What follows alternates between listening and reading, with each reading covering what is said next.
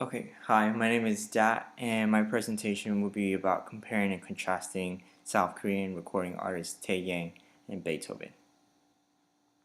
So, the piece that I'm going to be looking at is Beethoven's Furry Lease. Just some quick background information about the piece. It was first composed in 1810. However, the piece wasn't actually published until 1867 by a guy named Ludwig Noll. The formal title for the piece is actually Bagatelle Number 25 in A minor. However, it's better known as For Elise, translating to For Elise, and the identity of Elise is still unknown. It's a massive speculation and theories about who Elise actually is. One is that Elise was actually misinterpreted for Therese, who was a woman that Beethoven proposed to, but she rejected him.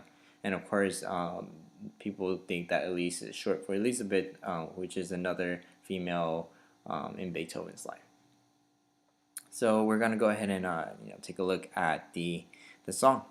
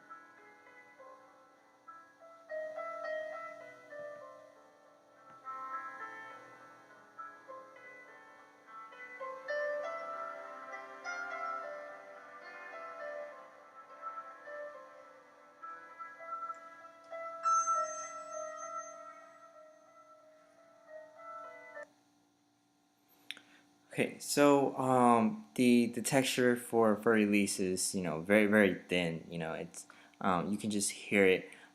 It's it starts in A minor as from the title, and the melody features two high notes that are just played alternately, and it's like the main melody, and it's the main theme of this particular piece. And the song in itself, it's very wide ranging. It's intended to was to be played by the solo piano, which of course features a very high range, a very wide range. I'm sorry, and it's of course not effective on any other instruments, which don't have a large range. And let's see. So yeah, the form of the piece is in rondo form, and it's ABACA, and the two notes that you hear at the very beginning, that's the returning A section, and during the B section it transitions from a minor key to a major key, and you could like feel it. It's a lot quicker. There's like it seems like happier. The minor section, the minor A section, it feels like very lonely and empty and sad, and then the B section is more like joyful type of feeling. Um, it's a very repetitive tune, and like I said, it contributes that to the main theme of it, which is being sad and despair. The piece is in simple triple time, and the C part, it's very different from A and B, in such that there's like a very dramatic and dynamic variation of it. It's entirely different, and it's sort of like his climax as the pitch range. It rises and falls in A and B, but when it hits part C, it just goes off type of thing, and of course it returns back home, back home, in A at the end of it. So yeah. So now we're gonna go ahead and take a look at Tae Yang's wedding dress. The song is called Wedding Dress, and it was released in November 13th, 2009, and it was the second single off of Tae Yang's first studio album, which was later published the year after in 2010. And the plot of the song is that it describes the emotions of a person whose beloved is going to marry someone else, which is important because the lyrics is not in English. So just wanted to let you know that. So now we're gonna go ahead and listen to the song.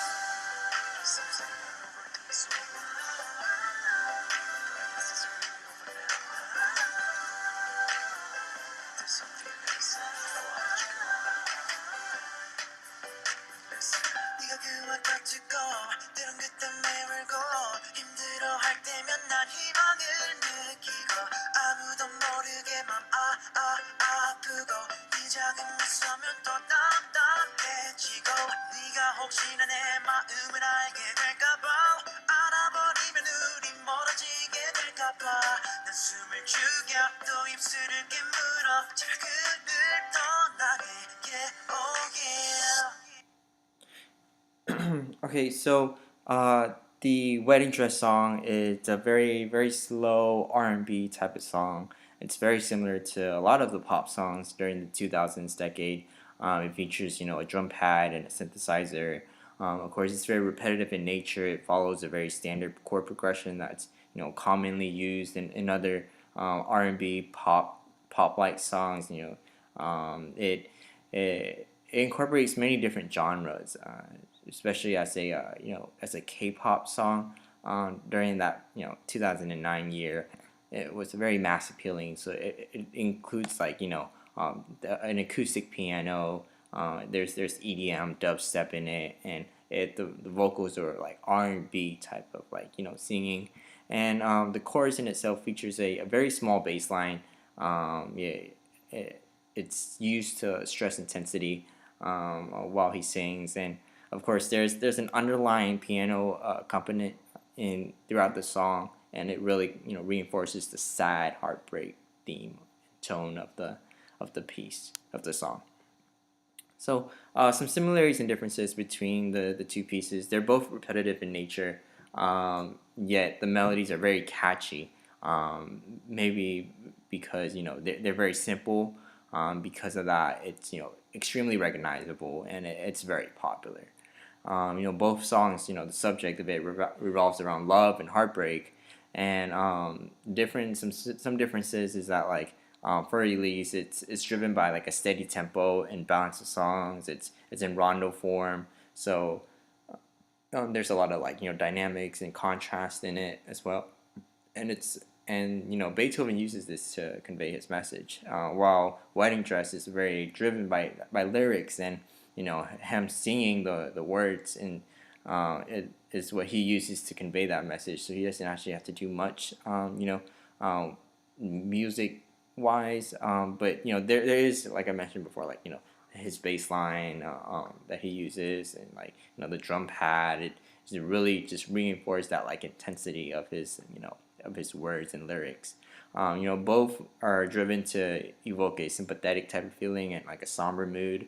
They're different in complexity just because Wedding Dress uses a standard chord progression, while Fur Elise has so many dynamic ranges and variations and contrasts. So it's just the nature of the two different music areas which the songs were composed in, and they're influenced by the trends of each of their respective musical eras. Beethoven with theme variations and rondo form, while Wedding Dress has that synthesizer and just the whole dubstep, which was really starting to boom in that particular year. So yeah, and that concludes my presentation. Thank you.